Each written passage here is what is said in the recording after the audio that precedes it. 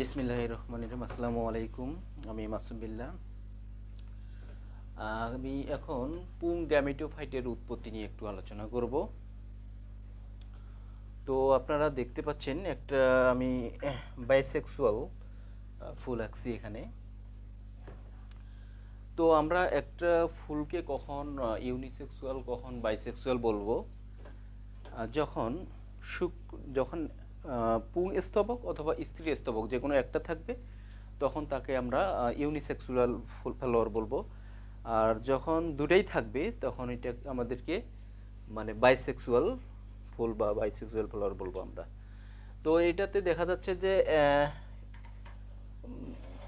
মানে গর্ভাশয়, গর্ভদণ্ড, গর্ভমুণ্ড অর্থাৎ স্ত্রীকেশর এবং পুংকেশর দুটোই রয়েছে, যার কারণে এটা একটা বাইসেক্সুয়াল ফ্লাওয়ার। তো এই ফুলটাতে আমরা দেখতে পাচ্ছি এখানে হচ্ছে অ্যান্থার, এখানে অ্যান্থার রয়েছে।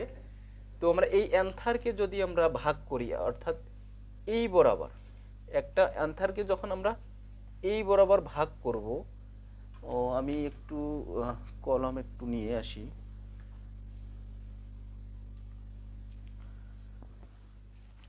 তো দেখেন, আমি যদি এইভাবে ভাগ করি একটা অ্যান্থারকে এই বরাবর যখন আমরা ভাগ করব, তখন এখানে চারটা প্রকোষ্ঠ পাবো। আর এই চারটা প্রকোষ্ঠকে আমরা বলবো টেট্রাট, অর্থাৎ টেট্রাট গঠন করে ভিতরে। আর এটা হচ্ছে মূলত মায়োসিস কোষ বিভাজন, যেটাকে আমরা হ্রাসমূলক কোষ বিভাজন বলছি। এই হ্রাসমূলক কোষ বিভাজন ফলে এখানে চারটি অপত্য কোষের সৃষ্টি করবে, অর্থাৎ টেট্রাট গঠন করবে। আর এই টেট্রাটটা হচ্ছে 2n, অর্থাৎ ডিপ্লয়েড। ডিপ্লয়েড এটা মাতৃকোষ, ডিপ্লয়েড মাতৃকোষ। তো আমরা এখান থেকে যদি একটাকে নিয়ে একটু প্রেস করি, তাহলে আমরা এখান থেকে অসংখ্য লক্ষ লক্ষ কোটি কোটি আমরা শুক্রাণু বা আমরা পরাগরেণু পাবো। আর এই এখানে মনে করো যে এখানে আমরা প্রেস করে এরকম বের করছি লক্ষ লক্ষ। তো এটা আমরা একটা পরাগরেণুকে আমি দেখাচ্ছি এখানে।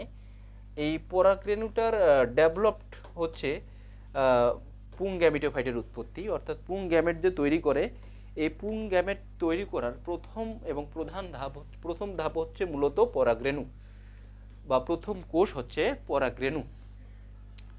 আর এই পরাগরেণুটা দেখতে অনেকটা স্পাইকের মতো, অর্থাৎ ফুটবলের মতো কাটা কাটা কাটা কাটা।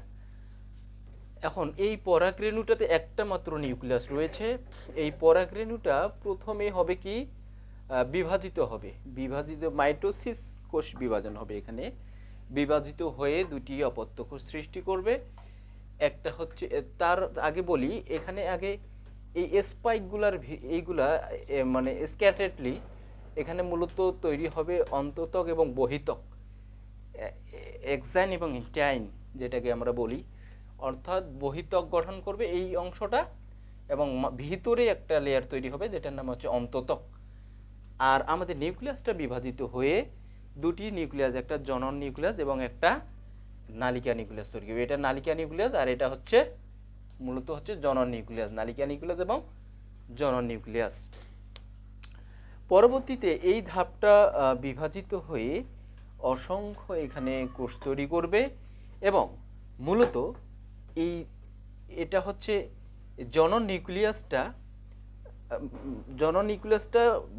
বিভাজিত হওয়া শুরু করবে, এবং নালিকা নিউক্লিয়াসটা একটা নালী তৈরি করবে।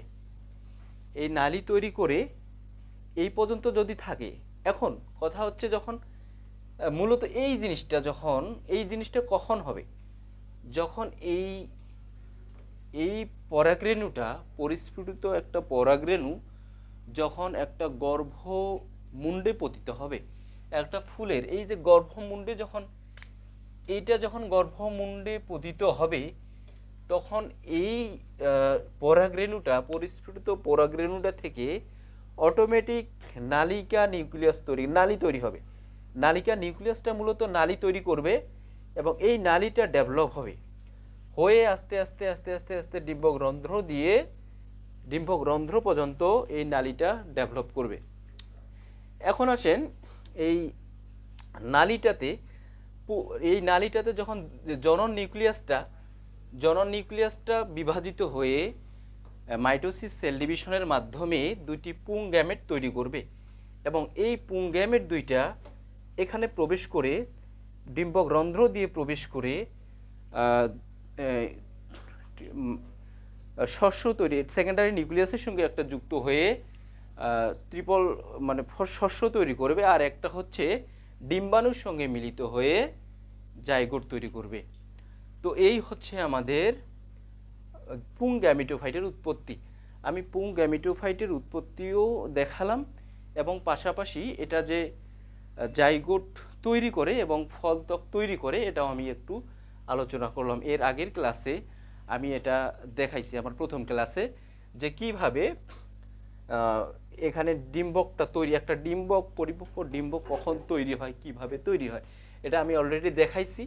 তো আমি আজকে আমার এই ক্লাসের উদ্দেশ্য হচ্ছে পুং গ্যামিটোফাইটের উৎপত্তি। তো পরীক্ষায় কিন্তু বুঝতে হবে এই শুক্রাণু এই চিহ্নটা শুধু দেওয়া থাকবে, অর্থাৎ এই চিত্রটা দেওয়া থাকবে, আবার দেওয়া নাও থাকতে পারে। শুধু এতটুকু থাকতে পারে যে এই অ্যান্থারটা দিয়ে বলছে যে এখানে যে গ্যামেটটা তৈরি হয় সেই গ্যামেটটার উৎপত্তি বা সেই গ্যামেটটার ডেভেলপ বর্ণনা করো বা আঁকো। তো অবশ্যই চিত্র নির্ভর পড়াশোনা করতে হবে। প্রথমেই আমাদের পুং গ্যামিটোফাইটের প্রধান কোষ হচ্ছে আমাদের পরাগরেণু, আর আমাদের এই পরাগরেণুটা মাইটোসিস সেল ডিভিশনের প্রভাবে দুইটি ভাগে বিভক্ত হবে, একটা জনন নিউক্লিয়াস, একটা হচ্ছে নালিকা নিউক্লিয়াস। আমাদের নালিকা নিউক্লিয়াসটা পোলেন টিউব গঠন করবে এবং জনন নিউক্লিয়াসটা বিভাজিত হয়ে দুটি পুং গ্যামেট তৈরি করবে। আর এই পুং গ্যামেট এই পর্যন্তই হচ্ছে পুং গ্যামেটোফাইটের উৎপত্তি।